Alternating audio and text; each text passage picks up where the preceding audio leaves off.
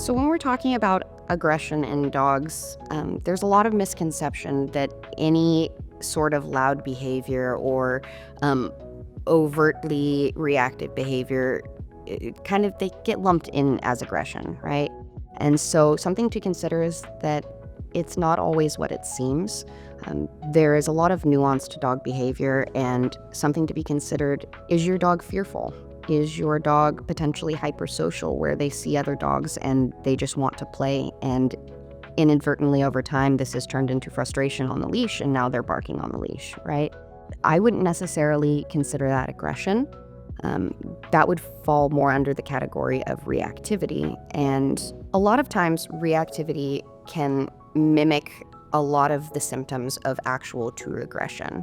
When we're talking about truly aggressive dogs, we are talking about dogs that have a genetic factor or a genetic predisposition to aggression. Behavior modification can absolutely help with that. But at the end of the day, genetic aggression is in the dog, right? It's part of their genes.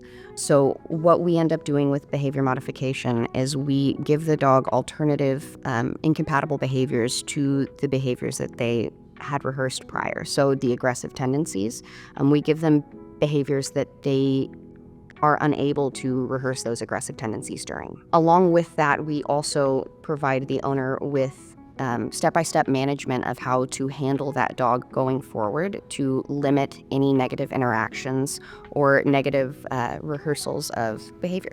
Something to consider when you are an aggressive dog owner is: what management can I put in place to make sure that not only is my dog protected, but anybody else who comes around my dog, whether it be another dog or another person, depending on what kind of aggression we're dealing with, is also protected. I'm not going to be letting my dog off leash, probably in very many situations, if at all.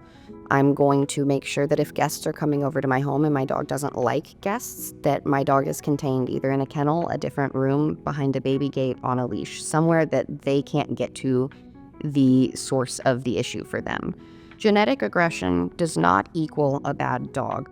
I think it's very important to recognize that dogs that have a predisposition for aggressive tendencies are still wonderful, loving pets in the right home with the right management. It's something that a lot of people deal with, and it's something that we deal with here on a day-to-day basis, and we want to help.